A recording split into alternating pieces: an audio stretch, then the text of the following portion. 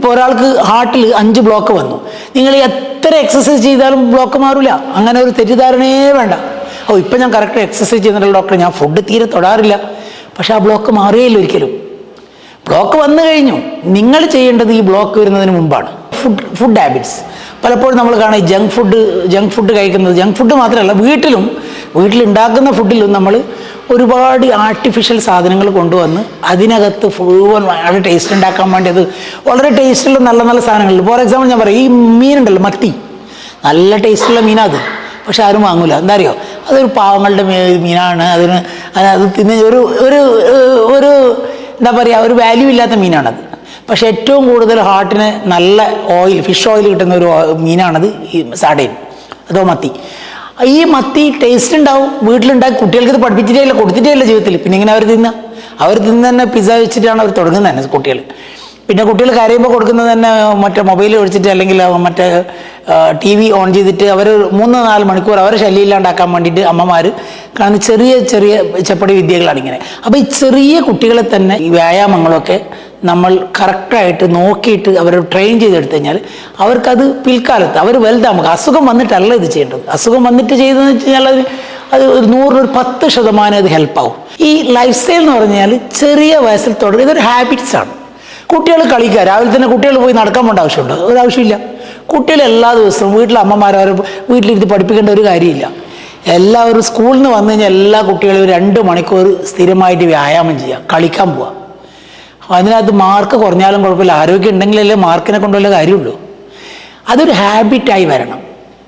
അതിപ്പോൾ ഇനി കോളേജിൽ പോവുക, ജോലിക്കായി കഴിഞ്ഞാൽ പിന്നെ ആൾക്കാർക്ക് സമയം ഉണ്ടാവില്ല. വെറും കമ്പ്യൂട്ടറും മൊബൈലും രാത്രി മറ്റേ ഈ TV യും മറ്റേ മൊബൈലും വാട്സപ്പെല്ലായിട്ട് പിന്നെ എണിക്കുന്ന രാവിലെ എണിക്കുന്ന ഡയറക്റ്റായിട്ട് ഒരു കാറിലോട്ടാണ്. പിന്നെ കുളിക്കാനും ഇതാക്കാനും വരെ ഇപ്പോൾ സമയമില്ലാത്ത സമയമാണ്. അപ്പോൾ ഇതൊരു ഹാബിറ്റാക്കി എടുക്കണം. എങ്ങനെയാണ് ഹാബിറ്റാക്കി എടുക്കുക?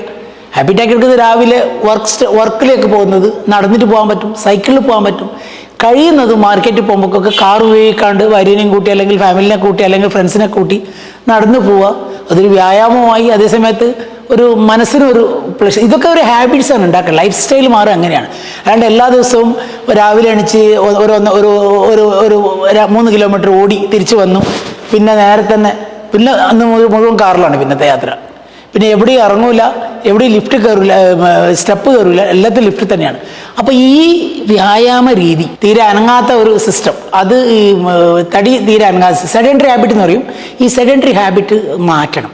സെഡൻറ്ററി ഹാബിറ്റ് മാറ്റി കഴിഞ്ഞ് കഴിഞ്ഞാൽ അതൊരു ജീവിത ശൈലിയാക്കി മാറ്റണം. അത് കുട്ടികളുടെ ഇടയിലും സ്കൂളിലും നിങ്ങളുടെ വീട്ടിലും നിങ്ങളുടെ കുടുംബത്തിലും ഇത് ഒരു ജീവിത ശൈലിയാക്കി മാറ്റണം. ലൈഫ് സ്റ്റൈൽ എല്ലാവരും ചേഞ്ച് ചെയ്യും. എപ്പോഴാണെന്നറിയോ?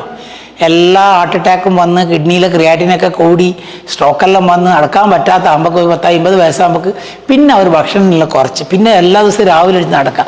നമ്മൾ പിന്നെ രാവിലെ ഗ്രൗണ്ടിലൊക്കെ പോയാൽ കാണാം ഒരൊറ്റ ചെറുപ്പക്കാരുണ്ടാവില്ല അവിടെ. 30 വയസ്സിന് താഴെയുള്ള ഒരാളുണ്ടാവില്ല. എല്ലാം ഒരു 60 വയസ്സുള്ളവരാണ് ഇങ്ങനെ ഇത് വളരെ ആർത്രൈറ്റിസ് എല്ലാം വന്ന് നടക്കാൻ പറ്റാത്ത ആൾക്കാരാണ് അവിടെ കൂടുതലുണ്ടാവും. അപ്പോൾ എൻ്റെ ഒരു മെസ്സേജ് എന്താണെന്ന് പറഞ്ഞു കഴിഞ്ഞാൽ ആഹാരം, അതുപോലെ തന്നെ അമിതവണ്ണം, അതുപോലെ തന്നെ എക്സസൈസ്, അതുപോലെ തന്നെ ടെൻഷനാണ് വേറൊരു ഈ പ്രത്യേകിച്ച് ചെറുപ്പക്കാർക്ക് ജോലി സംബന്ധമായും അതുപോലെ തന്നെ ഫാമിലി സംബന്ധമായും അതുപോലെ തന്നെ വർക്ക് സംബന്ധമായുള്ള പല ടെൻഷനുകളുണ്ടാവും അവർക്ക്. അപ്പം മാക്സിമം നമ്മൾ ഈ ഫ്രണ്ട്ഷിപ്പ് കൂട്ടാൻ നോക്കുക, കൂടുതൽ ആൾക്കാരെ ഹെൽപ്പ് ചെയ്യുക. ഇതൊരു പണ്ടൊക്കെ ഹെൽപ്പ് ചെയ്യുക എന്നുള്ള പറഞ്ഞാൽ ഒന്നുകിലും ഒരു മതപരമായോ അല്ലെങ്കിൽ വേറെ ചില എന്തെങ്കിലും സോഷ്യൽ സർവീസ് ചെയ്യുന്ന ആൾക്കാർ മാത്രമാണ് ചെയ്യുന്നത്. അതല്ല, ഇത് സ്വന്തം ആരോഗ്യം നന്നാക്കാനുള്ള ഒരു ചെറിയ വിദ്യ മാത്രമാണിത്. നിങ്ങൾ മറ്റുള്ളവരെ എത്ര ഹെൽപ്പ് ചെയ്യുന്നുള്ളൂ, മറ്റുള്ളവരുടെ ഹാപ്പിനെസ്സിൽ നിങ്ങൾ എത്ര ഹാപ്പിനെസ് കാണുന്നുവോ അത് നിങ്ങളുടെ ആരോഗ്യത്തെ വളരെ വളരെ പോസിറ്റീവായിട്ട് ബാധിക്കും. ഇത് സ്റ്റഡീസാണ്, ഞാൻ അത് പറയുന്നതല്ല. ഇത് എത്രയോ പോസിറ്റീവ്. ഇപ്പോൾ ജപ്പാനിലൊക്കെ ഒരു വില്ലേജിലുള്ള ആൾക്കാർ 100 വയസ്സ് 120 വയസ്സ് വരെ ജീവിക്കുന്നതിൻ്റെ ഒരു രഹസ്യം എന്താണെന്ന് പറഞ്ഞു കഴിഞ്ഞാൽ ഒരു ഇൻ്റർപേഴ്സണൽ റിലേഷൻഷിപ്പ്. ആരോടും അസൂയ, കുശുമ്പ്, പൗരവണിൽ അടി പിടി പക വിദ്വേഷം അതൊന്നുമില്ല. ഒരു നല്ല ഒരു സമൂഹം. ആ സമൂഹത്തിൽ ആൾക്കാർക്ക് രോഗം കുറവാണ്, ആയുസ് കൂടുതലാണ്. ഇതൊക്കെയാണ് ലൈഫ് സ്റ്റൈൽ എന്ന് പറയുന്നത്. അല്ലാണ്ട് രാവിലെ അടിച്ച് ഓടുക മാത്രമല്ല ലൈഫ് സ്റ്റൈൽ.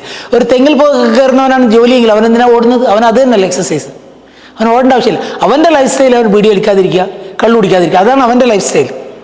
അതേസമയത്ത് ഒരു രാവിലെ ഓഫീസിൽ പോകുന്ന ഒരു ഡോക്ടറാണെങ്കിൽ അയാൾക്കൊരു പക്ഷേ ഇതിനൊന്നും സമയം കിട്ടിയെന്ന് വരില്ല, അയാൾക്ക് വളരെ ചുരുങ്ങി, അയാൾക്കാണെങ്കിൽ രാവിലെ പോയി എക്സസൈസ് ചെയ്തിട്ട് അല്ലെങ്കിൽ രാവിലെ 1 മണിക്കൂർ കളിക്കാൻ പോയാലായിരിക്കും അയാളുടെ ലൈഫ് സ്റ്റൈൽ.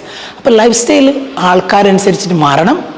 അത് അസുഖം വന്നു കഴിഞ്ഞാൽ ചെയ്യുന്നൊരു സംഭവം അല്ലാതെ അസുഖം വരും ചെറുപ്പത്തിൽ തന്നെ അതൊരു കൾച്ചറാണ്.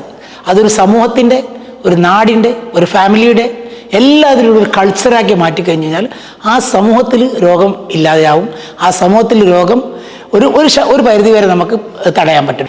ഈ എല്ലാ നെഞ്ഞുവേദനയും ഹാർട്ടിൻ്റെ വേദനയല്ല. പല ആൾക്കാർക്കുള്ള സംശയം എന്ന് പറഞ്ഞാൽ വേദന വന്നു കഴിഞ്ഞാൽ അപ്പടെ ഹാർട്ട് അറ്റാക്കിൻ്റെ വേദനയാണ്. അപ്പം ഈ ഹാർട്ട് അറ്റാക്കിൻ്റെ വേദനയ്ക്ക് ചില പ്രത്യേകതകളുണ്ട്, ചില ക്യാരക്ടേഴ്സ് ഉണ്ട് അതിന്. അതായത് ഹാർട്ടിൻ്റെ ഈ നെഞ്ഞിൻ്റെ മധ്യഭാഗത്തായിട്ടാണ് അത് വരിക. ആ വേദന ചിലപ്പോഴും റേഡിയേഷൻ എന്ന് പറയും, അത് ബാക്കിലോട്ട് പോകും, 2 ഷോൾഡറിലോട്ട് പോകും. ചില ആൾക്കാർക്ക് അത് ഇടത്തെ കൈയിലോട്ട് പോകും, വലത്തെ കൈയിലോട്ട് അധികം പോകാറില്ല. പിന്നെ ഈ വേദനയുടെ കൂടെ ചില ആൾക്കാർക്ക് പിന്നെ സ്വെറ്റിംഗ് ഉണ്ടാവും, ചില ആൾക്കാർക്ക് ചെറിയൊരു തലകറക്കം പോലെ ഉണ്ടാവും. ചില ആൾക്കാർക്ക് ഈ വേദന ഒരു 5 മിനിറ്റ് അല്ല ഉണ്ടാവുക, ഒരു 3/4 മണിക്കൂർ അല്ലെങ്കിൽ 2 മണിക്കൂറൊക്കെ ഉണ്ടാവും. ശക്തമായ വേദനയാണ്. ഹാർട്ട് അറ്റാക്കിൻ്റെ വേദന പറഞ്ഞാൽ വളരെ ശക്തമായ വേദനയാണ്. അതുപോലെ തന്നെ ഈ വേദന ജീവിതത്തിൽ ഒരിക്കലും അനുഭവപ്പെട്ടിട്ടില്ലാത്തത്ര മാത്രം കഠിനമായ വേദനയാണ്. നമുക്കത് അനുഭവപ്പെടാത്തതുകൊണ്ട് നമുക്കത് എത്രത്തോളം വേദന എന്ന് പറയാൻ പറ്റില്ല. പക്ഷെ ഭയങ്കര വേദന എന്നാണ് അനുഭവിച്ച ആൾക്കാർ പറയുന്നത്. പിന്നെ ഈ വേദന ചില ആൾക്കാർക്ക് അനുഭവപ്പെടുന്നത് വളരെ ഈ ആരോ ഒന്ന് നെഞ്ഞിലിരുന്ന പോലെ, എന്തോ ഒരു ഭാരം വെച്ച പോലെ, കാലിൽ ഇങ്ങനെ അമർത്തുന്ന പോലെ, ശ്വാസം കിട്ടാത്ത പോലെ. ചില ആൾക്കാർ ഒരു പുകച്ചിലെന്ന് പറയും, ഈ എരിച്ചിലെന്ന് പറയില്ലേ, ഈ ഗ്യാസിൻ്റെ വേദന ഉണ്ടാവില്ല, അതുപോലെയും വരാം. ചില ആൾക്കാർക്ക് ഭയങ്കരമായി ഏമ്പക്കമായിട്ട് മാത്രമായിട്ടും വരാം. അത് അപൂർവമാണ്. സാധാരണ വരുന്ന വേദന ഇങ്ങനെയാണ്. ഇതിൻ്റെ കൂടെ ചില ആൾക്കാർക്ക് ബ്രീത്തിങ് ഡിസ്കംഫർട്ട് ഉണ്ടാവാം, സ്വെറ്റിംഗ് ഉണ്ടാവാം, ഒരു ശ്വാസം കിട്ടാത്ത അവസ്ഥ ഉണ്ടാവാം. ഇതൊക്കെയാണ് സാധാരണഗതിയിൽ ഈ നെഞ്ഞുവേദന, ഹാർട്ടിൻ്റെ അറ്റാക്കിൻ്റെ ലക്ഷണങ്ങൾ. അതേസമയത്ത് ഹാർട്ട് അറ്റാക്ക് അല്ലാത്ത വേദനകളുണ്ട്. അത് ചിലപ്പോൾ കുത്തുന്ന പോലെ 2 മിനിറ്റ് വരിക, അല്ലെങ്കിൽ ഒരു 3 മിനിറ്റ് വന്ന് പോവുക, പിന്നെ ഒരു 2 ദിവസം കഴിഞ്ഞ് പിന്നെ ഒരു 3 മിനിറ്റ് വന്ന് പോവുക. അങ്ങനെയുള്ള വേദനകൾ. പിന്നെ ചിലപ്പോഴും ശ്വാസം വലിക്കുമ്പോൾ മാത്രം ഒരു നെഞ്ഞുവേദന വരിക, അത് ഹാർട്ടിൻ്റെ വേദനയല്ല. പല ആൾക്കാർക്ക് ഭക്ഷണം കഴിഞ്ഞ് കിടന്നു കഴിഞ്ഞാൽ മാത്രം വേദന വരിക, ഇവിടെ അത് പുകച്ചിൽ വരിക, അത് സാധാരണഗതിയിൽ ഹാർട്ടിൻ്റെ വേദനയല്ല. അതേസമയത്ത് ഭക്ഷണം കഴിച്ച് നടക്കുമ്പോൾക്ക്, ഭക്ഷണം കഴിഞ്ഞ് എന്തെങ്കിലും ജോലി ചെയ്യുമ്പോൾക്ക് ഒരു പ്രത്യേകതരം അനുഭവപ്പെടുന്നുണ്ടെങ്കിൽ അത് പോസ്റ്റ് പ്രാൻഡിയൽ അഞ്ചൈന എന്ന് പറയും. അത് ചിലപ്പം ഹാർട്ട് അറ്റാക്കിൻ്റെ സൂചനയായിരിക്കും. അത് ചില ആൾക്കാർക്ക് ഈ ശക്തമായ വേദന വരുന്നതിന് 3 ദിവസം മുമ്പ്, അല്ലെങ്കിൽ 2 ദിവസം മുമ്പ്, അല്ലെങ്കിൽ ഒരാഴ്ച മുമ്പ് പ്രോഡ്രോമൽ സിംറ്റം ഉണ്ടാവും. ചെറിയൊരു അസ്വസ്ഥത, മുമ്പ് ഇല്ലാത്ത പോലത്തെ ഒരു അസ്വസ്ഥത. ഇന്നൊരു 2 മണിക്കൂർ ഉണ്ടായിരുന്നു, പിന്നെ അത് പോയി, ഗ്യാസിൻ്റെ ഗുളിയൊക്കെ കഴിച്ചപ്പോൾ പോയി. പിന്നെ ഒരു വൈകുന്നേരം ഉണ്ടായി, പിന്നെ നാളെ ഉണ്ടായി. അങ്ങനെ പ്രോഡ്രോമൽ സിംറ്റം ഉണ്ടാവാം. അങ്ങനെ ഉണ്ടാകുമ്പോൾ നമ്മൾ ശ്രദ്ധിക്കണം, ചിലപ്പോൾ ഹാർട്ട് അറ്റാക്കിലേക്ക് നീങ്ങുന്ന വേദനയാവാം. അങ്ങനെയാണെങ്കിൽ നമ്മളിപ്പോൾ ഇതിൽ പറഞ്ഞ പോലെ 25 വയസ്സുള്ള കുട്ടി ഇതിനെ പോയിട്ട് നേരെ പോയിട്ട് ഹാർട്ട് അറ്റാക്കിൻ്റെ ചികിത്സ എടുക്കേണ്ട കാര്യമില്ല. അതേസമയത്ത് ഇങ്ങനെയുള്ള സംശയം വർദ്ധിക്കുന്നത്, ഇങ്ങനെയുള്ള വേദന ഒരു 40 വയസ്സിൽ കൂടിയ ആൾക്കാർക്ക്, ഷുഗറുള്ള ആൾക്കാർക്ക്, പ്രഷറുള്ള ആൾക്കാർക്ക്, സ്മോക്ക് ചെയ്യുന്നവർക്ക്, ഫാമിലി ഹിസ്റ്ററി ഉള്ളവർക്ക്, ഒബീസിറ്റി ഉള്ളവർക്ക്, ഈ 6 കാറ്റഗറിയിൽ ആണുങ്ങൾക്ക് പ്രത്യേകിച്ചിട്ട്, ഈ 7 കാറ്റഗറിയിൽ 8 കാറ്റഗറിയാണ്, വയസ്സും കൂടുമ്പോൾ 8 കാറ്റഗറി. ഈ 8 കാറ്റഗറിയിലുള്ള ആർക്കെങ്കിലും ഇങ്ങനെയുള്ള വേദന ഉണ്ട്, നമുക്ക് സസ്പിഷൻ വളരെ കൂടുതലാണ്. ഒരാൾക്ക് 40 വയസ്സിൻ്റെ ഒരു റിസ്ക് ഫാക്ടറും ഇല്ല, സംശയം കുറവാണ്. അതേസമയത്ത് 35 വയസ്സേ ഉള്ളൂ, പക്ഷേ ഷുഗർ ഉണ്ട്, പ്രഷർ ഉണ്ട്, കൊളസ്ട്രോൾ ഉണ്ട്, സംശയം വളരെ കൂടുതലാണ്. അങ്ങനെയുള്ളവർക്ക് ആദ്യം തന്നെ ഡോക്ടറെ അടുത്ത് പോയി ECG, എക്കോ, ബ്ലഡ് ടെസ്റ്റ്, ഇത് 3 ചെയ്ത് ഹാർട്ടിൻ്റെ അല്ല എന്നുള്ളത് സ്ഥിരീകരിക്കണം. Thank you very much.